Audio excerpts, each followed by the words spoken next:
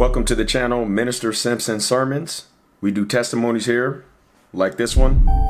The drugs, I kept doing more and more, and I moved out there to get away from the drugs and the lifestyle. I moved out there to get away, but I couldn't get away.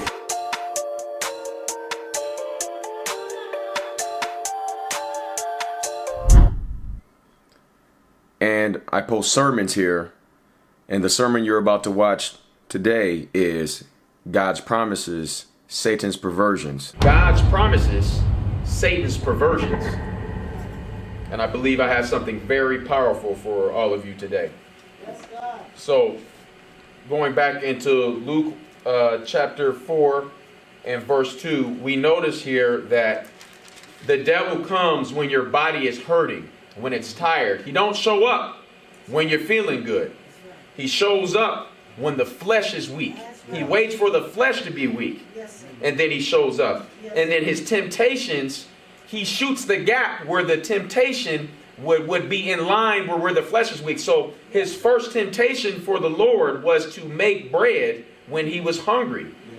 And notice that it says, being 40 days tempted of the devil, in those days he fasted. So if you're in a temptation and you're trying to remain in your self-control and you're trying to serve the Lord, fasting is a strong way to get the devil off of you. So he fasted in that day. And so the devil, as we can see here, offered Jesus three things. He offered him kingdoms or fame, and he offered him power, and he offered him glory. As he said when he's talking up to the mountain, he said, the devil said unto them, all this power will I give thee, and the glory of them, for this is delivered unto me. Right? And we see a lot of people in today that have taken the devil up on that offer. Bring unto him said, it is also written, thou shalt not tempt the Lord thy God. He's coming out of the scripture in Exodus chapter 17 where the Israelites tempted the Lord thy God. And we're going to see what that means.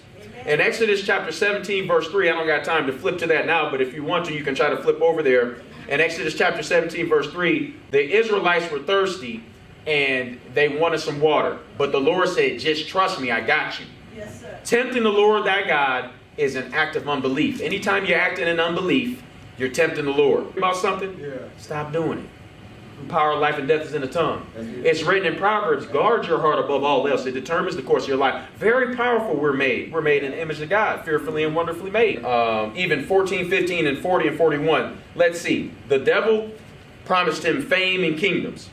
In verse 14, right after the devil departed from Jesus, it says, Jesus returned in power. There's the power already. Yes, sir.